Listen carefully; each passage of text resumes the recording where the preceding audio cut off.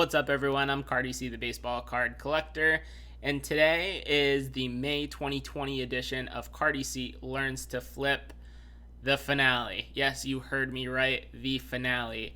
For those of you that are new here, I had set out back in January to take a $200 seed investment and flip that into $1,000 profit by the end of the year. And May has been very good to me. Between Bowman First Edition and Project 2020, we have not only hit our goal, but we have smashed it. We've exceeded it. We got here much quicker than I ever thought possible due to these crazy volatile times we find ourselves in. So we're going to go into the Power BI dashboard that I've put together. It's got a bunch of good little nuggets of information. We're going to talk a little bit about the players that I've focused on during this series, and how I got comfortable knowing their market. And then we're going to talk a little bit about Bowman First Edition and Project 2020 and how, as an early adopter, you really can set yourself apart from other people in the market and capitalize on that early on. But you're going to want to stick around till the end. I'm going to give my tips and tricks that I've learned over the course of this flipping series. I do my best to absorb as much hobby knowledge and hobby content as possible, and I think it's really culminated in this series. But spoiler alert, it's a lot of work. And even though I've hit my goal, if you take the amount of hours that I've put into this challenge divided by the total profit that I've brought in, I'm not making minimum wage on any of this. This is a hobby. Anyone that says it's an investment and you can make real money off of this, that they're only telling you a portion of the truth. But without further ado, let's hop into the dashboard and take a closer look at where we fell out. Now, before we go over the results of the flipping series for the month of May, we're going to talk a little bit about COM-C flips and COM-C strategy. The strategies that we're going to go over here are applicable to other platforms, and I told you guys I was going to give you some tips and tricks. I want to start it off with a bang. So we're going to hop into a time machine back into late March, right as coronavirus was ramping up. But this also happened to be the time where Tom Brady announced he was leaving the New England Patriots and signing with the Tampa Bay Buccaneers. So just like in fantasy sports, when someone's traded or when someone gets hurt, it creates opportunity on your team or in the market to take advantage of. And I saw this as an opportunity to pick up some Patriots players and pick up some Buccaneers and make a few bucks on them on COM-C. So the first couple purchases were Jared Stidham, his 2019 Optic base rookies. I was picking those up for about $8 a piece. And this was a gamble at this point because it was very much up in the air whether he would be the heir apparent or the Patriots would go out and sign someone like Jameis Winston or Andy Dalton or address the need through the draft. So that was the first card I picked up. I also picked up a bunch of Optic base rated rookies of Chris Godwin, a position player for the Tampa Bay Buccaneers, and then the only Topps Chrome base refractor rookie card of Mike Evans that was on COM-C at the time. Beautiful card here. I picked this up for like $30, held on to them a couple days, and then started flipping. I sold the Mike Evans about a month later for a $20 profit or so. I'm still sitting on a bunch of Chris Godwin rated rookies. I was picking up for $2, selling for $4 all day. If we check out my inventory here, you'll see that I still have a bunch in here. That is purposeful. I'm waiting until training camp starts up. I think this is going to be a $5 card again. So I will hold it in my inventory and try to realize those higher prices rather than settling for $2.50 or $3 a card. But the lesson to be learned here is use the strategies that you use in fantasy sports. When someone gets hurt, you rush to the waiver wire and pick up their replacement. If someone gets traded, you try to sneak one over on your buddies and trade for someone that's going to be in a more impactful position. Those on the field performances directly correlate to a player's card values, and if you can get in front of it and be the first mover in those scenarios, then you're most likely going to be able to make a few dollars on the back end. And now, our feature presentation. All right, so here is the results of our flipping series. The first number we want to look at is $4,720 in sales, $2,280 in profit, and 116 unique transactions. Understand how much money you make? I don't know, 70,000 last month. I'm serious. Something I really underestimated was the amount of time and effort that this series would take, from tracking every single transaction to finding cards to buy low and sell high on, to actually listing them and shipping them out after the sales took place. It takes time. It takes effort. If you want to be successful, you really got to pour a lot into it. I would not have completed it this early in the year if it wasn't for two purchases. And that is this guy right here, 2020 Topps Project 2020. I picked up the Ermsey Mike Trout, the number 4 card in the set, from a seller on eBay for, I think it was $150 or so. Memorial Day weekend, that card was up to $2,000. I sold it to someone on the Project 2020 Facebook group for $1,700 to realize a 1.5K profit on that card alone. If you had any of those early Topps Project 2020 cards, you know how absolutely insane the entire market was going. It's not something that's likely going to replicate itself anytime soon.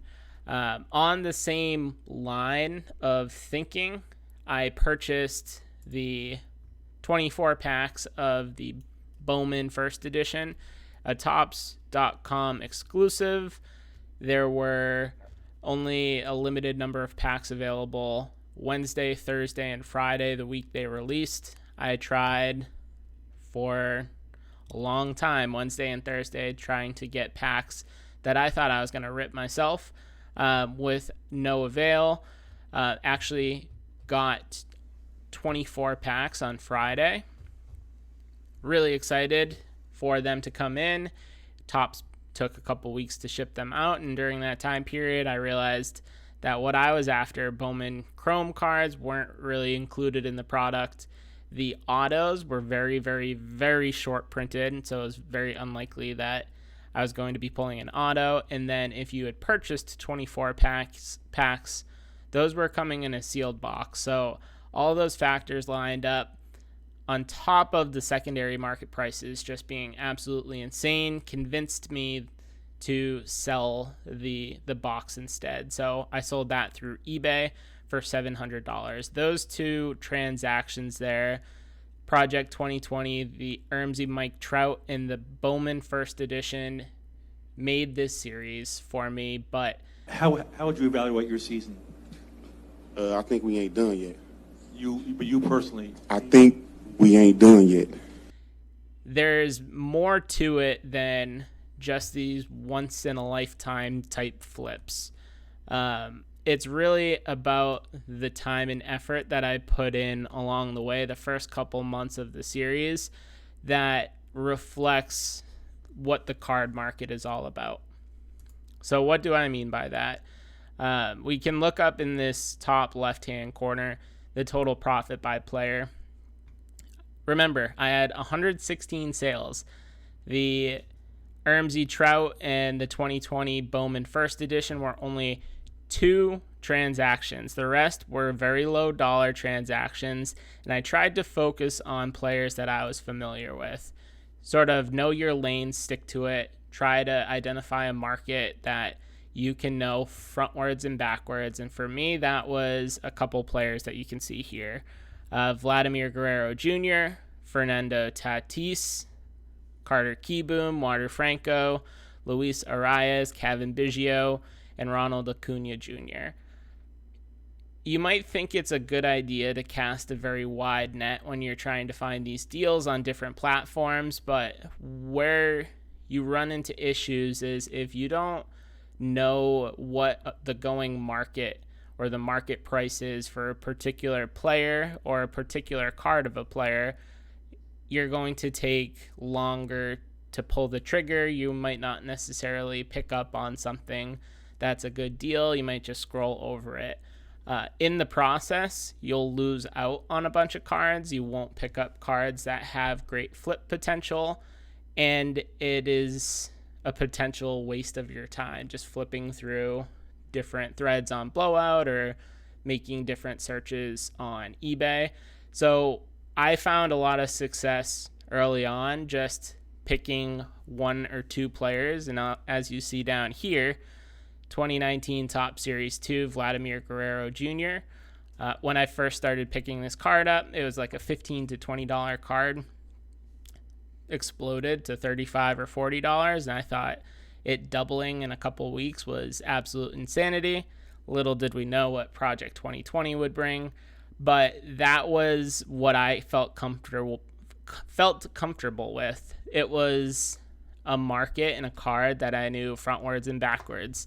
Same thing with this Fernando Tatis Jr. You'll see here, Top Series 2, first Topps rookie base, Topps flagship rookie card, Topps flagship rookie card. These were cards that I was picking up for $3 to $4 a piece and then selling for $10 a piece. Now they are selling for upwards of $15 to $20. Who knows how sustainable that price will be. But again, it's a lane that I felt comfortable with. It was a player that I knew. If I couldn't turn those cards around in time, I didn't feel like I was going to be sitting on stale inventory for very long. You want to target cards and players that have volatile price movements that you can exploit. Buy low, sell high, buy low, sell high. One thing I did want to mention here too is I had submitted a handful of cards. I actually have some here to PSA and SGC. Now, one of my tactics, one of my strategies was going to be to identify a bunch of raw cards that I think looked to be in good condition and then send them in for grading. The Ermsey Trout and the Bowman First Edition packs really put an end to the series in terms of what I was trying to hit for goals. But if you saw my last video, which I'll link in a card or in the description down below, I had fairly good returns from what I had originally submitted to PSA. I probably would have cleared another $100 or $200, and then the grades had just popped on my SGC order, and those look like I did really well as well. The problem with that is it takes a long time, even for SGC, for those cards to come back. So if you're someone that's strapped for cash, you'll constantly want to be churning cards, flipping cards. Raw cards might be the way to go for you, unless you flip and you reinvest those profits that you're making into those cards, and you can afford to have 10, 15, 20, 30 cards out at a grading company for months at a time, and then you're able to pay for those grading fees when your grades pop. So the profits, the sales I made here were not from cards that I graded myself. I'll just throw that out there. It was originally part of my strategy, but it didn't end up materializing. The last item I wanted to talk a little bit about was eBay fees, and PayPal fees. So first up on eBay fees, if you don't know, eBay charges 10% of each transaction as their cut, their commission. There's a reason that you can find so many cards on eBay, so many sellers list on eBay, and it's the go-to market for sports cards. Sports cards and eBay are ubiquitous with one another. It is a little disheartening when you make a solid sale and then eBay takes a 10% cut.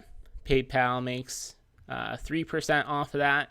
So when you're trying to identify cards to flip, you need to find something with at least a 15% margin to make sure you're in the clear. So this goes back to the days before Robinhood of buying and selling stocks. The concept being you really need to spend enough money to justify the cost of a trade in order to break even on that trade. If you're only trading one or two shares of a company at a time and you're paying $5 per trade or $10 per transaction to get in and out of that company, you're going to need to make a decent profit before you're executing those sales from a percentage perspective. And that concept directly translates to sports cards as well, especially when you're focusing on selling through a platform like eBay. It's also a reason why so many people still sell on other platforms, Blowout, ComC, Facebook, Instagram, or even live sports shows, sports card shows outside of the coronavirus pandemic. I could have taken $250 in eBay fees and put that back into the flipping series. The other thing is PayPal fees. PayPal fees are very sneaky. Jeez, I'm crow. How'd you get down here so fast? Sneaky, sir. Right this way. Especially if you're dealing with low dollar cards. So part of the reason why the number of sales that I have for the series are so high is because I had targeted big lots of cards that I thought were undervalued. Like the cards underneath them were undervalued. So what I would do is I would spend $50 or $60 on a big lot of cards and then sell those off one by one. What I didn't realize when I had started that strategy is that PayPal charges you 3% plus a fixed rate of 30 cents per transaction, which is fine if you're selling a $1,500 Ermsey Trout card on Blowout to someone. But what happens if you're trying to sell something like this, an Alex Verdugo rookie card? This is from Topps Chrome 2016. If you were trying to sell a card like this on eBay, you'd get hit with that 10% fee. You'd get hit with 3% on PayPal plus an additional 30 cents of that fixed rate. And now you have evaporated your profit margin. What I was doing too was I was offering free shipping to anyone that was buying these cards. I would just absorb the cost of a stamp. I would throw it in a plain white envelope, make sure that the listing description was very clear and very accurate on how the card was going to be shipped. But even then, the card needed to be sold for $7 to $10 in order for you to make any profit on the transaction whatsoever. So this can be mitigated somewhat if you have an eBay store, if you're doing a high volume of singles transactions, or someone's buying multiple copies of a card off of you. All of that is a positive indicator in your direction, but it was something that I wasn't aware of ahead of time, and I really wish that I was, because listing all those cards took a lot of time, and then handwriting people's addresses on envelopes, slapping some stamps on it. It was a lot of time and effort for a few dollars of profit at the end of the day. So that's where I'm at. I'm not going to stop buying and selling cards. I've found that it's really a way to fund my hobby without pouring hundreds of dollars into baseball cards every month.